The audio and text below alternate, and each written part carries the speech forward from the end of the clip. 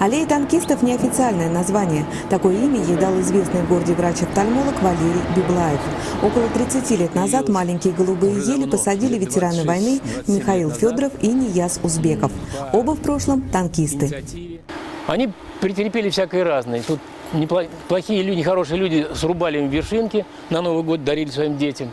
Мы поднимали ветки, выравнивали, они снова вырастали. Ели выросли и теперь радуют и пациентов, и работников больницы. Михаилу Борисовичу Федорову, тому, кто посадил эти голубые ели, сейчас 92 года.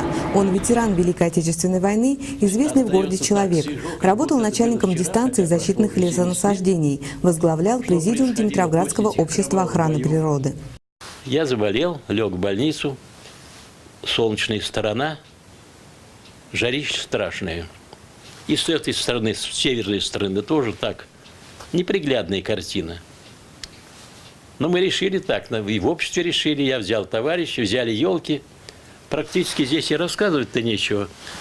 Михаил Борисович лично про свои заслуги рассказывать не любит. Хотя именно благодаря ему в Димитровграде появились голубые ели и пирамидальные тополя. Гораздо охотнее ветеран говорит о счастливом празднике – Дне Победы. 9 мая танкист встретил в Вене. Проснулся от того, что страшный шум, грохот, стрельба кругом. Я за пистолет схватил, соскочил со стола. Не пойму, в чем немцы, видимо, где-то окружили, что. А это кричат: День Победы, Мишка, вставай, давай тут сюда. Они уже где-то сам сходили, подоили корову и принесли молока. И вот сидим, надо чем-то отметить День Победы. Так вот, День Победы мы отметили в стакане молока. Татьяна Елисеева, Константин Белов. Наше время.